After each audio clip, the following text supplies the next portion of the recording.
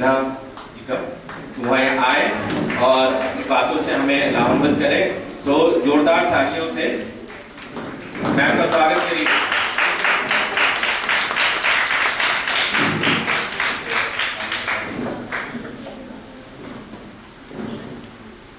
नमस्कार अर्चना मैम जी, आपने मुझे अवसर दिया वुमेन्स डे पे बोलने के लिए। अच्छे तरीके से वुमेन्स डे कहेंगे 8 तारीख को है, और राजीव जी को भी बहुत अच्छे से मुझे कोऑर्डिनेट किया। जब भी मैं फ़ोन करती थी किसी भी क्या करना है क्या नहीं करना है, रोड पर भेज दीजिए फटाफट, कभी मुझे इंतजार नहीं करना पड़ा। और यहाँ जितने मेरे प्यारे प्यारे फ्रेंड्स हैं, जो बच्चे हैं जो मुझे सुन रहे हैं, सबका वेलकम। मेरा नाम अंजलि सिन्हा है, अभी तो आप सुन चुके हैं, और मैं फोटो जर्नलिस्ट रही हूँ, आर्टिस्ट भी, पेंटिंग करती हूँ। बेसिकली मैंने BFA किया है। मेरा कोर्स जो था वो पेंटिंग से ही रिलेटेड था, अप्लाइड आर्ट था, लेकिन वहाँ चूँकि फोटोग्राफी होती थी और बचपन से मुझे खेलने कूदने का बहुत शौक था, तो मुझे लगा ये दोनों का सही रूप होगा। मेरे आर्ट की फुलफिलमेंट भी हो जाएगी और साथ साथ स्पोर्ट्स का दौड़ भाग मुझे बड़ा मज़ा आता था, मुझे आउटडोर करने का बहुत मज़ा आता है। अब मैं आप लगभग मैं सुबह से सुनने सारे पॉइंट्स उठ गए जो मैंने सोचा था बोलूँगी।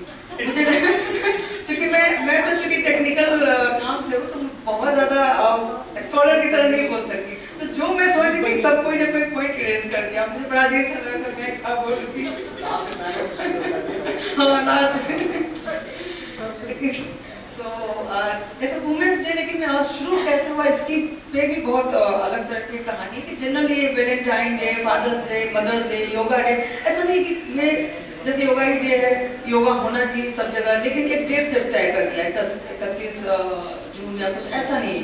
बहुत अलग तरह की कहानी इसमें है कि बहुत लोगों का इसमें बलिदान रहा है, क्योंकि एक टाइम था जब जैसे एजुकेशन राइट, आप प्रॉपर्टी को, पूरे वर्ल्ड की बात है, not only in India, property own नहीं कर सकते थे, आप इलेक्शन नहीं दे सकते थे, आप वोट नहीं दे सकते थे, इलेक्शन में खड़े नहीं हो सकते थे, इक्वल ये सारी चीजें थी। इवन बच्चा पैदा करने के लिए भी आपके अपने ऊपर नहीं था, आपका पति चाहे कितना चाहे, इस तरह की पूरे वर्ल्ड की बात है, ये लगभग 100 साल पहले की बात है।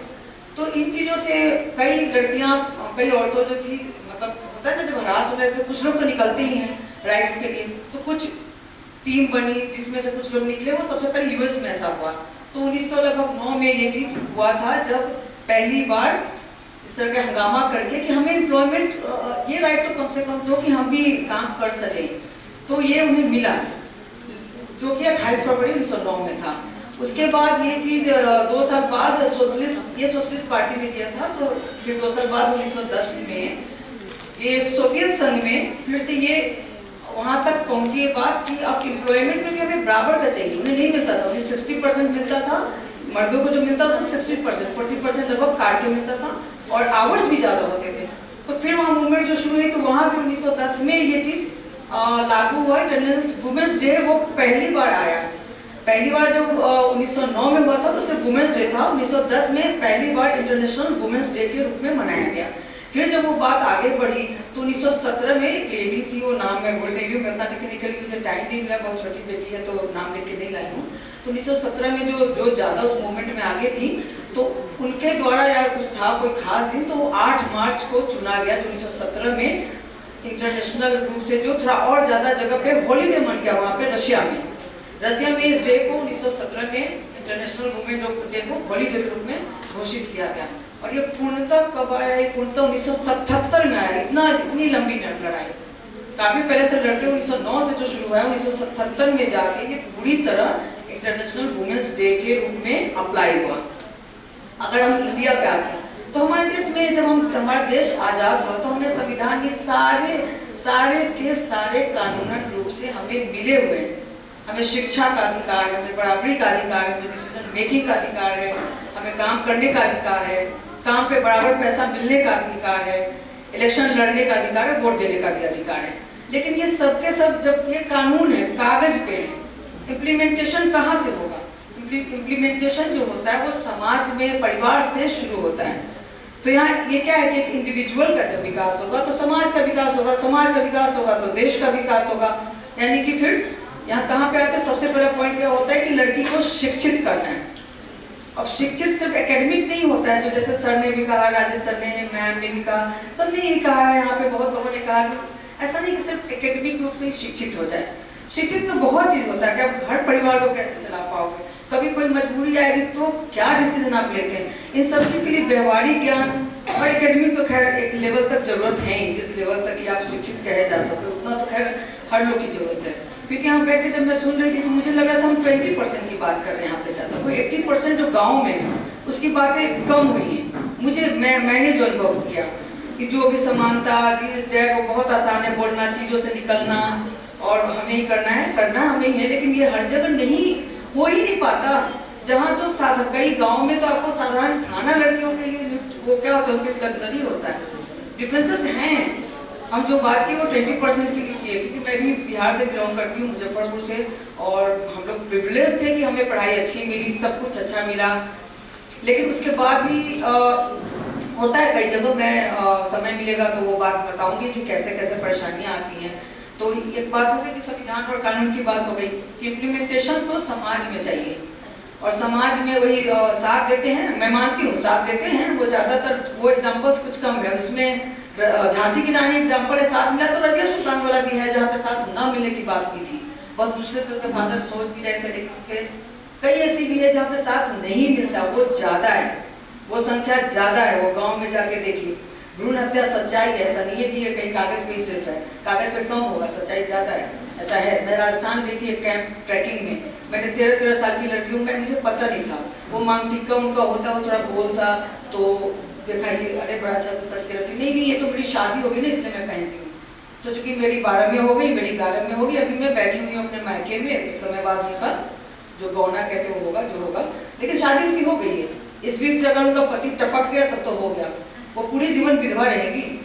तो है, क्योंकि मैंने जैसे एक डोर फिल्म देखी थी, इसमें होता क्या है कि एक डोर फिल्म देखी थी, उसमें क्या था कि हम महिलाएं जो हैं, लड़कियां, हम भी थोड़ा क्या होता है कि आदत हो जाती है इजी, मतलब दब के भी रहे, लेकिन डिसीजन करना बहुत कठिन होता है, एक्सट्रीमली कठिन काम है। अगर कोई ऐसी परिस्थिति आए जहां आपको इधर जाना है कि इधर जाना है, क्योंकि मैंने ये देखा है, मैंने ये झेला है, बहुत कठिन परिस्थिति है, क्योंकि वहाँ पे आपको कह दिया जाता है ये अब तुम्हारा, तुमने अगर डिसीजन लिया तुम आगे भागी हो, तुम जानो।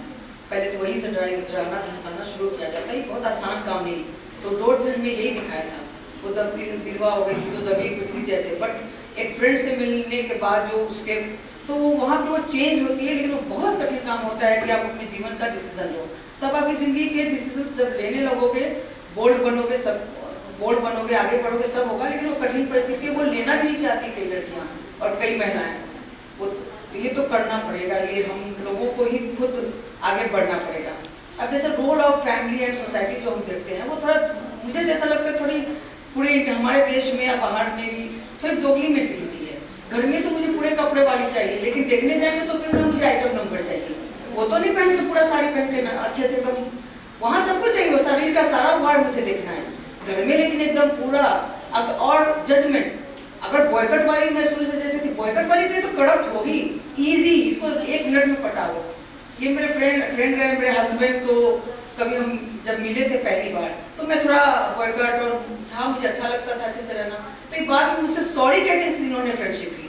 6 महीने जिस कोचिंग में थे कोई खास बातचीत नहीं थी, सॉरी इसलिए कि मुझे तो पता ही नहीं था तुम ऐसी हो, क्योंकि ये लड़का करता रहे तो इजीली इससे बात करो ना 2 बार चली आएगी। ये कॉन्सेप्ट, जजमेंट आप मत कीजिए किसी को देख के, आप जजमेंट नहीं कर सकते, ना ही लंबी छोटी वाली, ना ही बॉयकट वाली, और या कुछ है भी कोई तो किस परिस्थिति में है, वो हम कौन होते हैं जज करने वाले।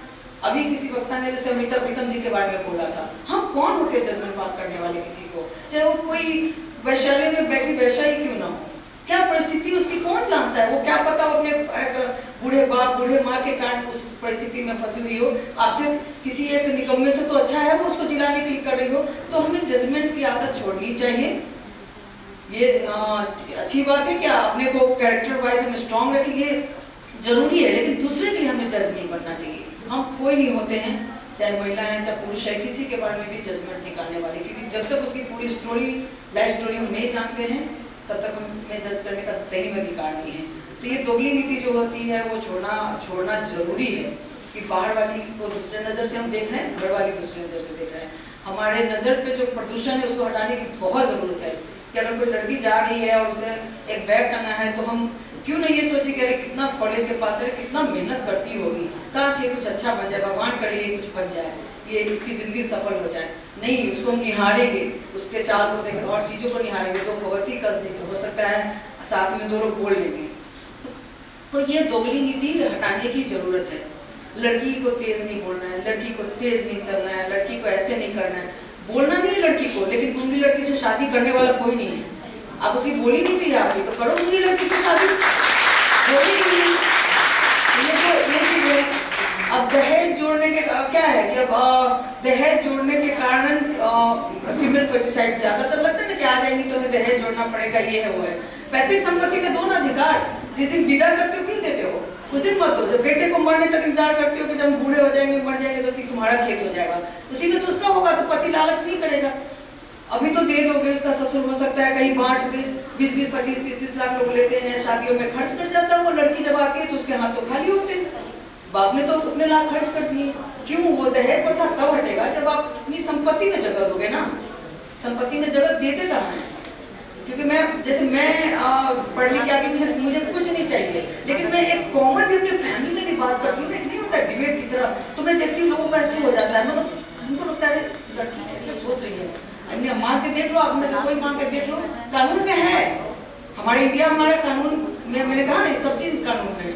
आप माँ के देख लो, आपके परिवार में आपकी जगह की कैसी, आपकी प्रतिष्ठा जगह कैसे नीचे होती है, आप माँ के देख लो। खेल खेल में माँ के देख लो, किसी और का उदाहरण देके बोल दो, आपकी प्रतिष्ठा नीचे हो जाए, तुरंत हो जाएगी कैसी लड़की अच्छी, ऐसे मांगने का कोशिश कर रही, कैसे चाह रही, इसको मिल जाएगी। दहेज दे के वो विदा कर देंगे, पूछने भी नहीं जाएंगे आपसे कितना, जो मांग रहे हैं उसको देखो, आपको नहीं देंगे तो कहाँ पे यहाँ पे आप उसको एम्पावर कर रहे हो। बेटी के तो आप में नहीं डाल रहे हो ना, बेटी के बैंक में नहीं डाल रहे हो आप, उसके जो बार्गेन हुआ वहाँ दे रहे हो, उसे जो करे, वो अपनी मर्जी का जो करे, शादी में बैंड बाजा में बात करे नहीं करे। तो ये सब चीज़ें कि दोगली नीति थोड़ी छोड़नी चाहिए। मुझे ये भी लगता है कि अत्यधिक दुलार, जो छोटे शहरों में तो खासकर लड़कों को जो अत्यधिक दुलार मिलता है, तो उनको ना की आदत ही नहीं होती सुनने की।